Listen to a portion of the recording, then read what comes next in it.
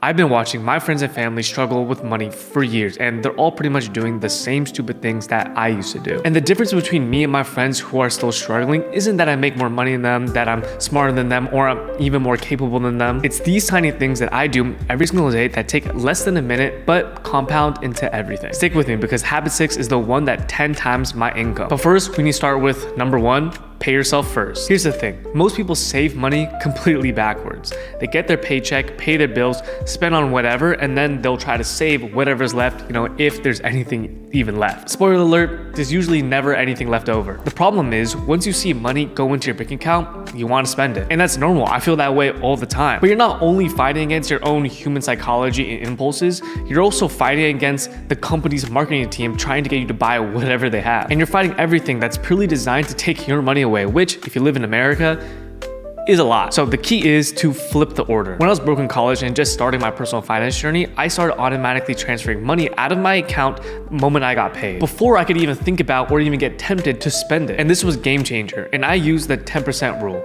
At least 10% of every dollar goes straight into your savings and investments before it touches anything else. This forces you to prioritize your saving and investments, and also forces you to really lock in on your budget. If you know that 10% of your monthly paycheck is going out of your bank account, then you don't really have time to be wasting your money like that. Me personally, 10% is just the minimum. I always strive to do more than that. Nowadays, I do around 50% right away. And honestly, I really love it. It keeps me humble, makes sure that my money is always working for me, and also just eliminates any of the distractions or mental labor that goes into actually, saving and investing. Everything is just automated. And the best part is this literally takes around 5 minutes to set up. You can do this with your bank or your investing accounts. Me personally, I do with my investing brokerages and my high yield savings account, but anything really works. So if you have 5 minutes, just set this up. You have to do 10% right now. You can literally just do $1 and then increase it once you get comfortable.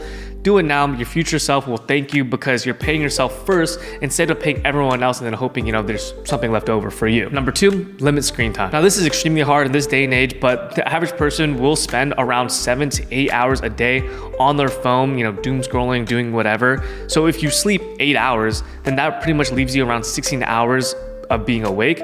And if you subtract, eating, work, basic life stuff, even going to the bathroom, you probably got around 6 to 8 productive hours left, probably less. And if you look at your screen time right now, you're probably spending most of those time scrolling on Instagram or TikTok. And this is something that I'm personally trying to get better at all the time, because here's the thing. These social media companies, they don't just hire developers to make a fun little app. They hire the best psychologists, neuroscientists to make their apps as addicting as possible. They make money the longer you stay on the platform, so they're incentivized to keep you glued to the screen. And even me, I'm a content creator, so my job is literally to keep you watching. I'm sorry. At least I'm trying to be a little more educational, but the more you're on your phone scrolling, the more scattered your brain becomes, and you're less present. You're more likely to compare yourself to people online, and you'll start to wish that you were somewhere else or you were someone else instead of really enjoying the present moment. And that's why I try to set 30 minutes or 1 hour daily limits on all my social media apps. I even have a little box that I can lock my phone in, and I try my best not to be on my phone right before I go to bed or right when I wake up. But obviously I'm not perfect. I still scroll sometimes. I still like to watch Netflix shows and movies on my phone, but I'm really conscious about it. So if you're like me, one thing you can do right now is just go to your iPhone settings and set up app limits. You can do it within the iPhone app. It's really easy to do. Start with 30 minutes with social media apps and just try to go it up and limit your screen time as much as possible. And number 3, plan your day. Every morning, I like to take my notebook, write down everything that I need to do that day, and circle the most 3 important tasks that has to get done. Harvard Business School once found that people who write down their goals are 42% more likely to achieve them. And that's why for the past 4 or 5 years, I've been journaling, always writing down everything I need to do, all my goals onto a piece of paper. Of course, you can do this online. Sometimes I'll do it in a Google Drive doc or I'll do it on Notion, but nothing will be old school pen and paper. But here's the key, and I learned this from this book called Meditations for Mortals.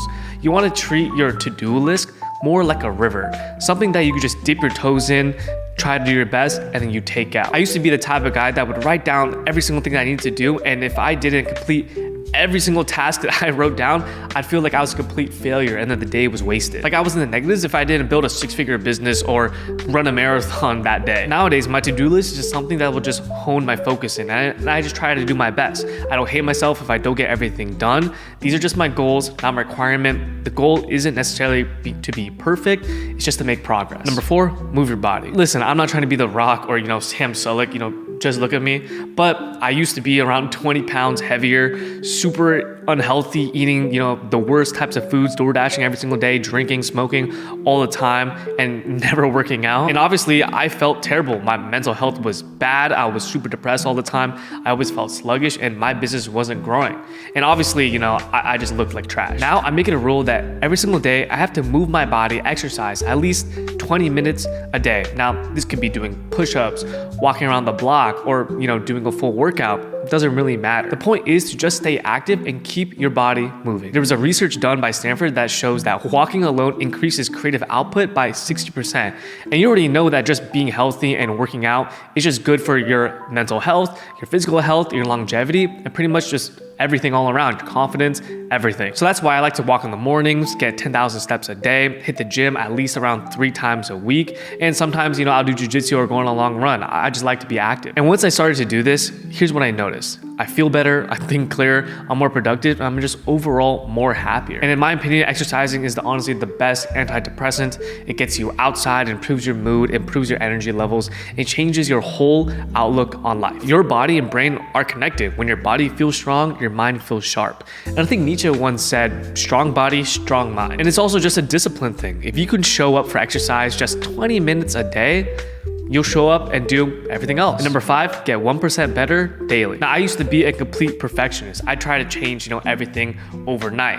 I'd set these massive unrealistic goals and then I'd hate myself if I didn't become, perfect, do everything the right way that very day. But all that changed once I read Atomic Habits and learned about the 1% rule. If you just improve 1% every single day for a year, you'll be 37.8 times better. And that 1% could be very small. It could be saving an extra $5, cutting back on coffee per week, learning one thing, or walking 20 minutes a day. The magic is in the compounding effect. That doesn't necessarily only work in investing, but it works with everything in life. So instead of trying to get a 6-pack in just 1 month, maybe just do 1 extra push-up each day. Spend 1 more minute in the gym, walk a little more every single day. Small actions will create big results over time. Here's also another trick from the book. Use the 5-minute rule. If you're working on a project, just commit to 5 minutes. Or for example, if you want to read more of a book, don't set a goal to read a whole book every single month or do X amount of pages every single day. Just read 1 sentence or 1 page. Breaking big goals down into tiny actions make them way more doable and way more fun. And once you start,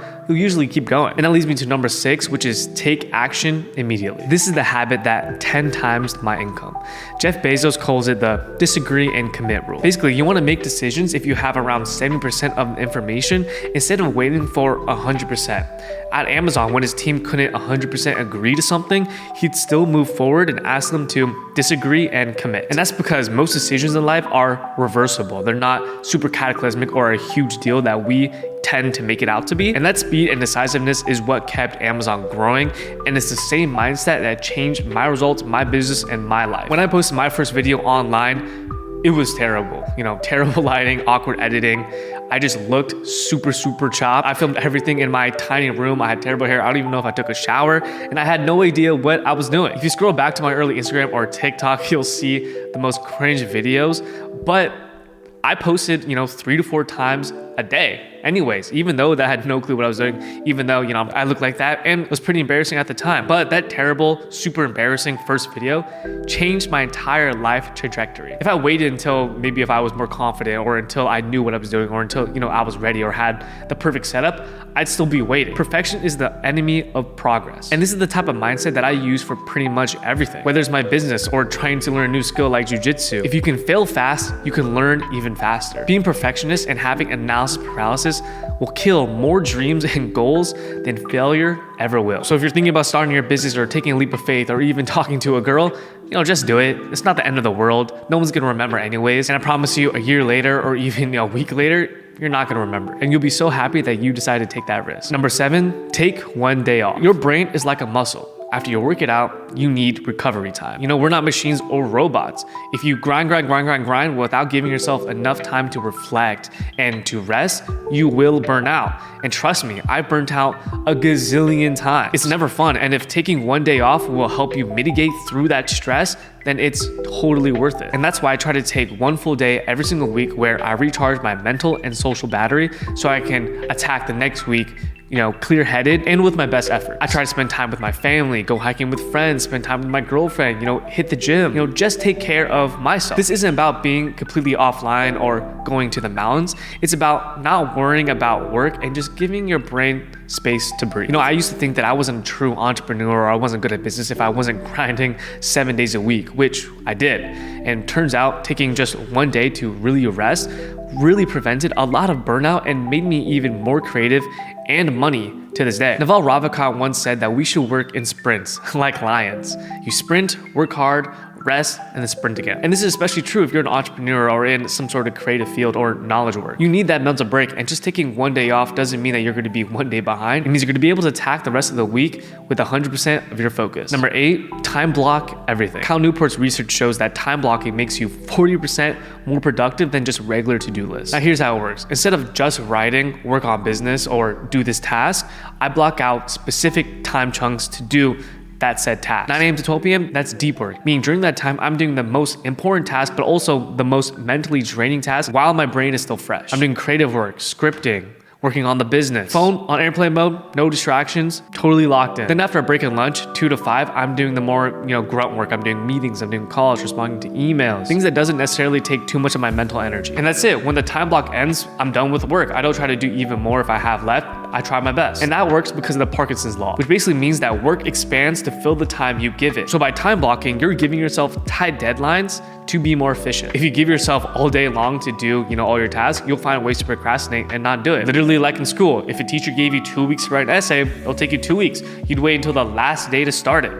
But if it was due tomorrow, somehow you get it done. Number 9, invest in yourself. Self-improvement and locking in shouldn't only be constricted to, the winter, September to December. It should be a lifelong project. Not because, you'll never be happy and you're never perfect, but we're always evolving and changing as a person. Most people think that once you're 25 and your brain is fully developed, that's it. You're perfect. You don't need to change anymore. That's who you are. But that's not necessarily true. We change throughout our entire lives. You're vastly different from 18 to 25, 30 to 40, and 50, and so on. Your goals will change, your values change, your environment changes. You're just a different person. So you need to constantly work and invest in yourself to figure out who you are and what you actually like. And if we're talking about money, the job market and the skills that are in value today is vastly different from the skills and the job market from last year, 5 years ago, 10 years ago.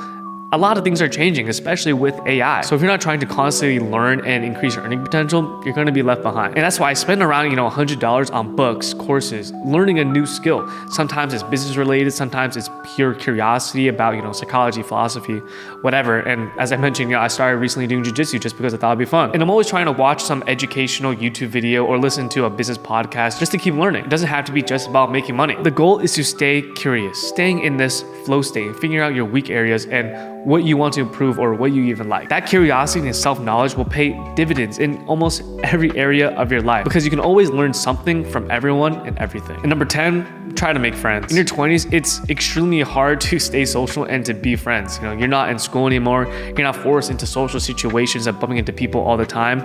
Work is usually your main social outlet. Plus, everyone's busy. And these days, there's really not a lot of third places where people could naturally meet and go and be, a constant figure out. So that's why I try my best to put myself out there, go to networking events, try new things, and just try to be friendly in everyone and stay open-minded. And it's not just for networking. I truly believe that surrounding yourself with people with similar values or people that truly benefit your life will help in every single area of your life, business, mentally, physically, and everything. Plus, you never know who you're gonna meet. I've met tons of people just randomly on the street who ended up being really successful business owners or ended up being, one of my best friends. And it's not too hard or scary that, it may seem. Just smile and just say hi. Number 11, try to simplify your life as much as possible. Buddhism and other religions and philosophies often talk about how your sufferings usually come from your desires.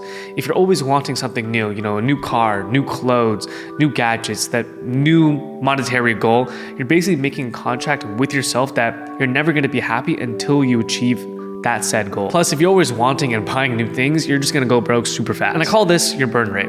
How much money do you need to spend every single month to maintain your lifestyle? The more you need in order to survive and to stay happy, the higher your burn rate will be. And the more stressed you'll be about money and the more unhappy you'll be about, life in general. And that's why I genuinely believe if you can be more intentional with your money and practice gratitude with what you have, it's literally a shortcut to being wealthy or feeling rich because you don't need that many things to be rich. And number 12, stop caring about what other people think. Here's the truth. No one is thinking about you as much as you think they are. Everyone is honestly too busy just worrying about themselves. No one really cares about you like that, and you're the one obsessing over these things. I used to be someone who was super self-conscious in college. I went to San Diego State University, which is this big party school filled with Chads and Brads who are 6'4" and super jacked, and I'm 5'7". So I was always worried about and conscious about how I looked, how I talked, how I dressed. And then I realized that nobody actually cares, and I was the only one thinking and feeding all of these insecurities to myself. Marcus Aurelius once said that you suffer more in imagination than in reality.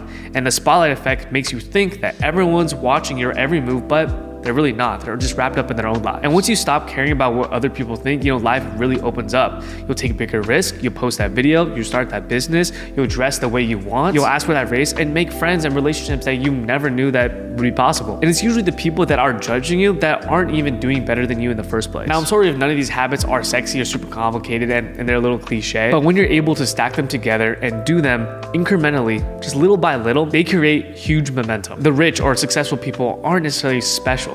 They just do the boring things, the little things consistently while everyone else is looking for shortcuts. And so I have one challenge for you. I want you to pick one habit from this list and just commit to it for the next 7 days. If you want to work on bettering your life, drop an I'm in the comments and tell me which one you're starting with. Me personally, I need to work on limiting my screen time even more. I've still got to work on that. I'm not perfect. And if this helped you, please click that like button and subscribe for more real advice that actually works. And if you haven't yet, please check this video out, and I'll see you next week. Bye.